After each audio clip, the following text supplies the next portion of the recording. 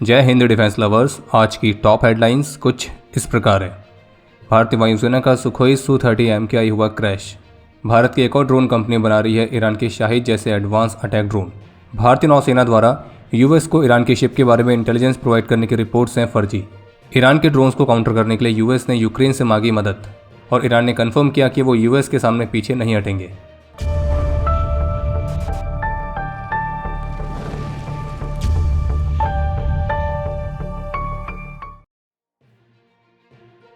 कल असम में भारतीय वायुसेना का एक Sukhoi Su-30 MKI fighter jet दुर्घटनाग्रस्त हुआ है और ऑफिशियल स्टेटमेंट के मुताबिक असम के जोरहाट से टेक ऑफ करने के बाद शाम को करीब 7:42 पर इस एयरक्राफ्ट से कॉन्टैक्ट टूट गया था और जिसके बाद एक तुरंत ही सर्च एंड रेस्क्यू मिशन को भी लॉन्च किया गया। फिर उसके बाद भारतीय वायुसेना की तरफ से कंफर्म किया गया कि सुखोई Su-30 MKI जो कि एक ट्रेनिंग मिशन पर था, तो यह जोरहाट से लगभग 60 किलोमीटर की दूरी पर कार्बी आंगलोंग वाले एरिया पर क्रैश हुआ है। और बेहद ही दुख के साथ हमें आपको बताना पड़ रहा है कि इस क्रैश में एयरक्राफ्ट के दोनों पायलट, स्क्वाड्रन लीडर अनुज और फ्लाइट लेफ्टिनेंट पूर्वेश दुराकर, तो हमारे इन वीरों ने अपना सर्वोच्च बलिदान दिया है। हम ईश्वर से प्रार्थना करते हैं कि हमारे इन वीरों की आत्मा को शांति मिले और ये देश इनके सर्वोच्च बलिदान के लिए सदा इनका ऋणी रहेगा। बाकी ये दुर्घटना किस वजह से हुई है तो उसकी जांच के लिए कोर्ट ऑफ इंक्वायरी के आदेश दे दिए गए। बाकी 2002 में अपने इंडक्शन से लेकर अभी तक करीब 13 Sukhoi Su-30 MKI fighters crash हो चुके हैं, जिनमें हमने अभी तक अपने 5 ब्रेव एयर वॉरियर्स को खोया है।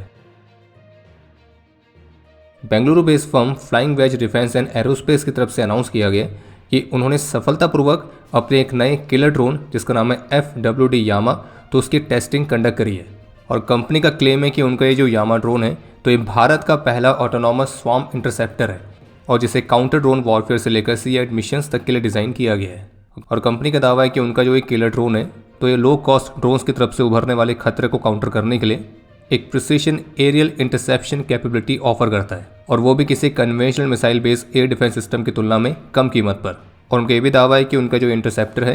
ये लगभग 100 times lower cost per operate कर सकता है और इसकी जो पर यूनिट कॉस्ट है वो $10,000 के आसपास बताई गई है। और एक कॉस्ट भी डिपेंड करती है इसके कॉन्फ़िगरेशन और मिशन प्रोफाइल पर। कंपनी ने यह भी दावा किया है कि उन्होंने अपने सिस्टम में आर्टिफिशियल इंटेलिजेंस, स्वार्म कोऑर्डिनेशन और प्रिसीशन किल कैपेबिलिटी को इंटीग्रेट किया है ताकि ये माइक्रो ड्रोन से लेकर बड़े साइज के अनमैन्ड एरियल सिस्टम्स जैसे एरियल थ्रेट्स को काउंटर कर सके। और उनका ये भी कहना है कि ये interceptor fully autonomous engagement architecture पर ऑपरेट करता है, यानी कि एक बार रडार और सर्विलेंस सिस्टम द्वारा डिटेक्ट किए जाने के बाद फिर ये इंडिपेंडेंट तरीके से थ्रेट को डिटेक्ट, क्लासीफाई, प्रायोरिटाइज, ट्रैक और इंगेज कर सकता है बिना किसी ह्यूमन इंटरवेंशन के। और उसे GPS डिनाइड और कम्युनिकेशन कंटेस्टेड इन्वायरमेंट्स में भी ऑपरेट करने के हिसाब से डिज़ाइन किया गया है। बाकी रही बात इसके स्पेसिफिकेशंस की, तो इनकी जो ऑफिशियल वेबसाइट है तो उसमें इस यामा द किलर ड्रोन की जो स्पेसिफिकेशंस बताई गई हैं वो कुछ इस तरह से है। इसमें 6000 mAh की बैटरी है, ये 108 किलोमीटर प्रति घंटा की रफ्तार से क्रूज कर सकता है। इसकी मैक्सिमम वर्टिकल रेंज 500 मीटर्स की है, इंड्योरेंस टाइम 10 मिनट का है, maximum take off weight capacity 2.6 kilogram की है और line of sight range 4 kilometres की है और 198 किलोमीटर प्रति घंटा की रफ्तार से डाइव अटैक कर सकता है।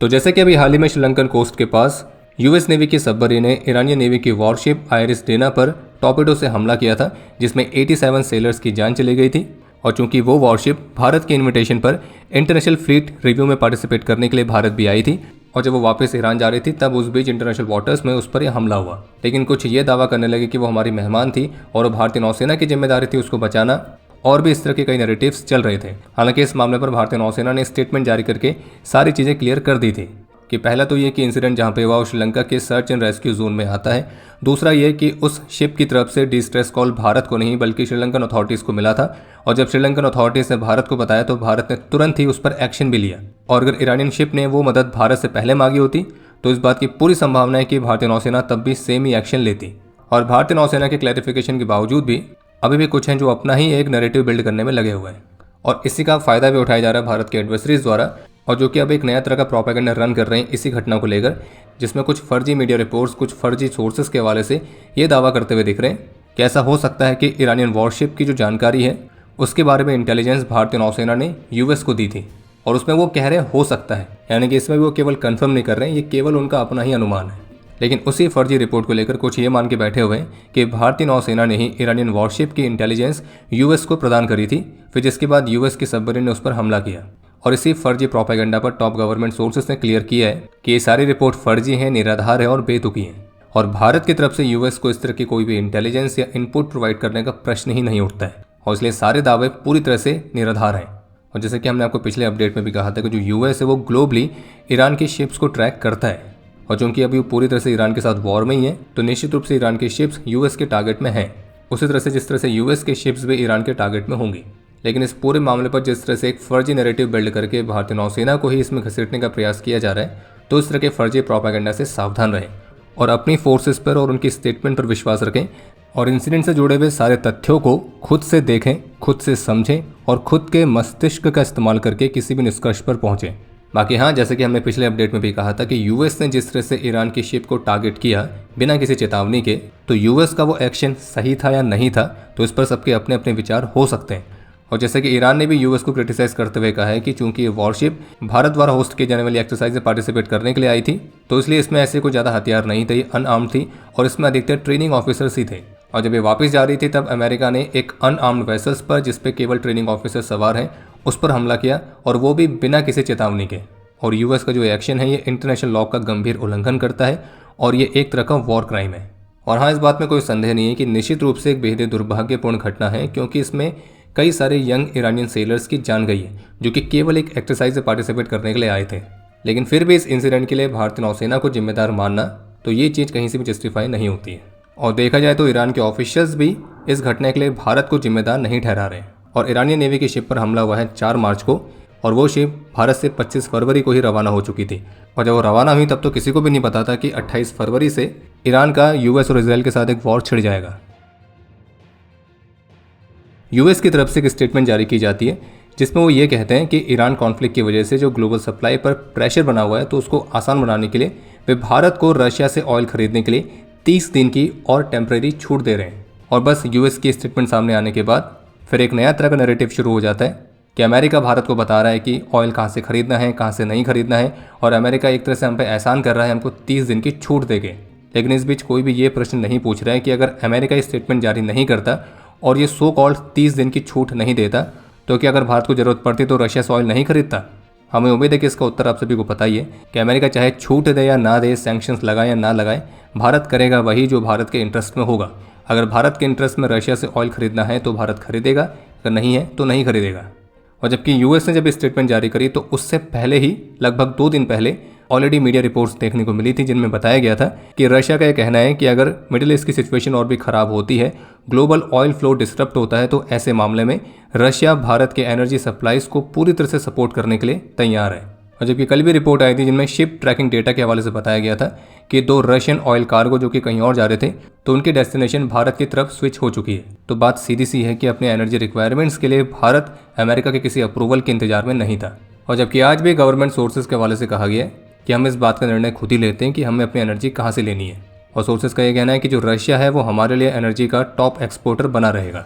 और फरवरी के महीने में भी रशिया भारत के लार्जेस्ट एनर्जी सप्लायर्स में से एक था। और गवर्नमेंट सोर्सेज का तो ये भी कहना है कि भारत अपने क्रूड ऑयल और एनर्जी सप्लाईज का जो अधिकतर हिस्सा है तो वो स्ट्रेट ऑफ हॉर्मुज के बाहर के रास्तों से प्राप्त करता है, ना कि इस महत्वपूर्ण चोक पॉइंट से। यानी कि भारत का जो अधिकतर क्रूड ऑयल इंपोर्ट है तो वो स्ट्रेट ऑफ हॉर्मुज को बाईपास करके उसके बाहर के रूट्स के थ्रू भारत आ रहा है। लेकिन वो हिस्सा 60% है, बाकी का 40% स्ट्रेट ऑफ हॉर्मुज के थ्रू ही आ रहा है। और वैसे 40% भी कम हिस्सा नहीं होता है। बाकी आज दिल्ली में भारत के विदेश मंत्री ने ईरान के डेप्यूटी फॉरेन मिनिस्टर के साथ एक मुलाकात भी करी थी। वहीं इसके अलावा ईरान के विदेश मंत्री की तरफ से क्लियर कर दिया गया है कि वे अमेरिका या इजराइल के सामने झुकने वाले नहीं हैं। वे सीज फायर के लिए नहीं कहेंगे क्योंकि उन्होंने कुछ गलत नहीं किया है और उनको निगोशिएट करने का कोई रीज़न नहीं दिखता है। और एनबीसी न्यूज़ के साथ एक्सक्लूसिव इंटरव्यू में ईरान के विदेश मंत्री का क्लियरली कहना था कि ईरान पर यूएस का इन्वेजन उनके लिए ही एक बहुत बड़ा डिजास्टर साबित होगा। और उन्होंने ये भी कहा है कि जो ईरान है वो यूएस के ग्राउंड इन्वेजन के लिए भी तैयार है। और ये बात उन्होंने बहुत ही कॉन्फिडेंस के साथ कही। जब इस दौरान रिपोर्टर ने उनसे प्रश्न पूछा कि क्या ईरान यूएस के किसी पॉसिबल ग्राउंड इन्वेजन से डर रहा है, तो इस पर उनका क्लियरली कहना था नहीं, बल्कि हम तो उनका इंतजार कर रहे हैं क्योंकि हम इस बात को लेकर पूरा कॉन्फिडेंट है कि यूएस का ये ग्राउंड इन्वेजन यूएस के लिए ही बहुत बड़ा डिजास्टर साबित होगा। और जबकि दिल्ली में आयोजित रायसीना डायलॉग 2026 में आज ईरान के डेप्यूटी फॉरेन मिनिस्टर भी मौजूद थे और अपने संबोधन में उन्होंने क्लियरली कहा कि मेरा देश इस सरासर झूठ पर आधारित हमले का शिकार है कि ईरान एक खतरा पैदा कर रहा था। उनका यह कहना था कि अमेरिका और इसराइल ने ईरान के खिलाफ एग्रेशन क्यों शुरू किए, तो ये एक महत्वपूर्ण प्रश्न है। अगर आप ये प्रश्न अमेरिकी एडमिनिस्ट्रेशन से पूछेंगे तो अलग अलग मार्केट और ऑडियंसेस के आधार पर आपको अलग अलग उत्तर मिलेंगे, और उन्होंने ये सब सत्ता की राजनीति और ग्रेटर इजराइल के भ्रम के कारण शुरू किया। उन्होंने ये कहा कि अमेरिका ने तय किया है कि वो ईरान के अस्तित्व को ही समाप्त करना चाहते हैं, और इसलिए हमारे पास भी इस रीजन में अमेरिका की उपस्थिति को समाप्त करने के अलावा कोई और ऑप्शन नहीं है। इसके अलावा जो चीन है वो इस कॉन्फ्लिक्ट को समाप्त करवाने के लिए मध्यस्थता के लिए मिडिल ईस्ट में अपने एक स्पेशल एनवॉय को भी भेजने वाला है। वहीं जर्मनी के विदेश मंत्री की तरफ से कहा गया कि जो जर्मनी है वो इस वॉर को ज्वाइन नहीं करेगा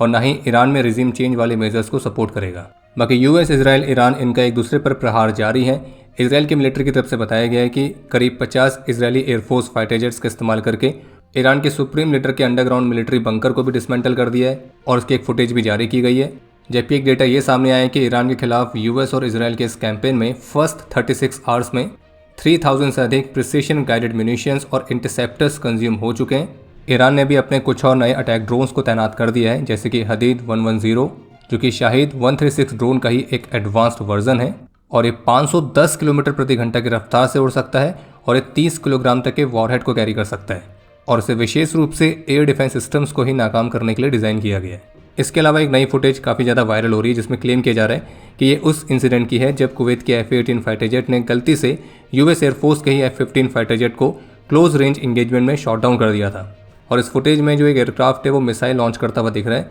और जिसे AIM-9 Sidewinder air to air missile बताया गया है। वहीं इसराइल पर ईरान के हमलों की कुछ नई फुटेज भी आई हैं, जिनमें क्लस्टर म्यूनिशन वॉरहेड्स वाली बैलिस्टिक मिसाइल्स भी दिख रही हैं। जबकि इसी बीच यूक्रेन के प्रेसिडेंट ने ऑफिशियली कंफर्म किया है कि अमेरिका ने यूक्रेन से रिक्वेस्ट करी है कि इस ऑनगोइंग वॉर में उन्हें ईरान के शाहिद जैसे ड्रोन्स को टैकल करने में उनकी मदद करें, क्योंकि जैसा कि आप सभी जानते हैं कि जो यूक्रेन है वो रशिया के साथ 2022 से ही कॉन्फ्लिक्ट में बिजी है, और तब से लेकर अभी तक उसने इतना एक्सपीरियंस तो गेन कर ही लिया है कि इस तरह के ड्रोन्स को कैसे काउंटर करना है, क्योंकि रशिया भी ईरान के शाहिद जैसे ड्रोन्स का इस्तेमाल काफ़ी कर रहा है। और इसी को लेकर ABC न्यूज़ की तरफ से जो रिपोर्ट जारी की गई है उसके मुताबिक अमेरिका और गल्फ अरब स्टेट्स यूक्रेन में बने हुए इंटरसेप्टर ड्रोन्स को खरीदने के लिए डिस्कशन कर रहे हैं, और यूक्रेन के जो इंटरसेप्टर ड्रोन्स हैं वो सस्ते हैं और ईरान के शाहिद जैसे ड्रोन्स को टेक डाउन करने के लिए काफ़ी इफेक्टिव है।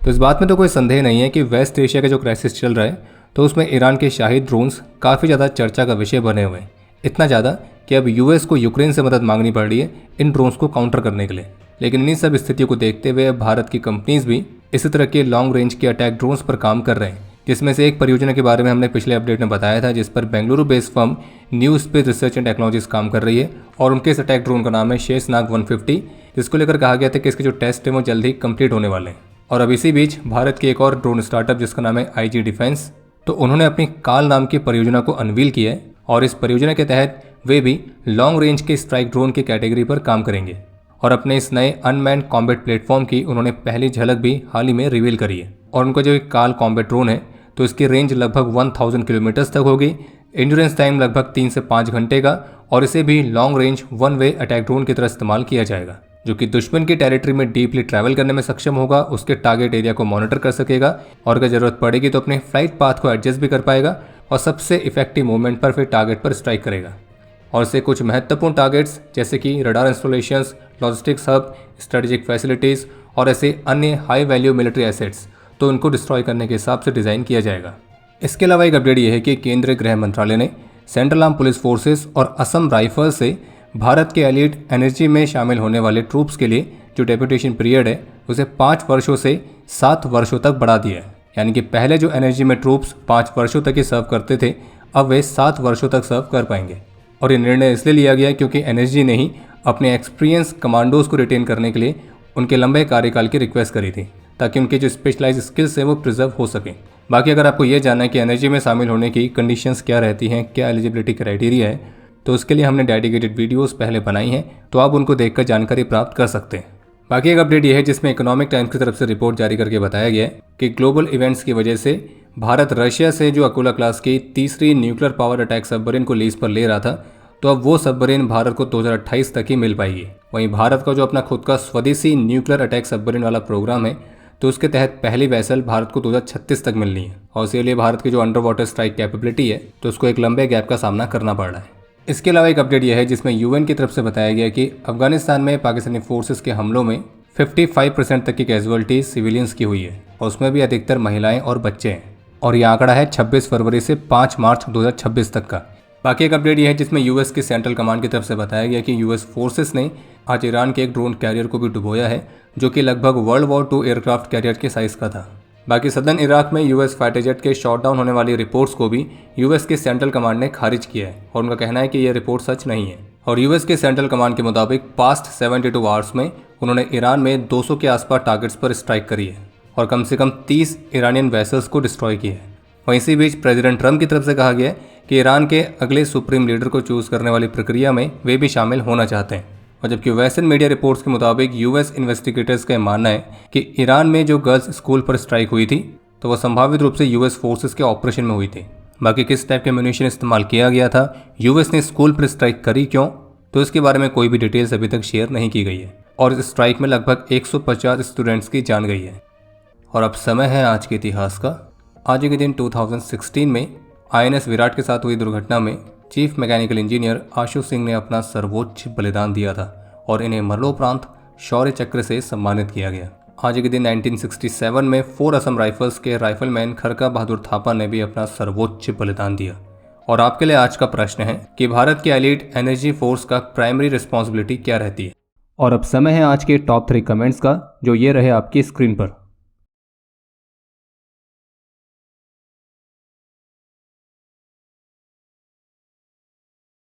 उम्मीद है आपको आज का एपिसोड पसंद आया होगा। पसंद आया तो वीडियो को लाइक करना ना भूलें। आपके कोई भी सुझाव या सवाल हो तो उसके लिए कमेंट सेक्शन ओपन है। और अगर आप डिफेंस रिलेटेड और भी एक्सक्लूसिव कंटेंट में दिलचस्पी रखते हैं तो आज ही प्ले स्टोर से डिफेंस स्क्वाड की सुपर ऐप को डाउनलोड करना ना भूलें। और अगर आप चैनल पर पहली बार आए हैं तो squadron.in पे जाके हमारे नए डिज़ाइंस को भी चेकआउट जरूर करें। बाकी जल्द मिलेंगे नए एपिसोड के साथ। तब तक के लिए जय हिंद, जय भारत।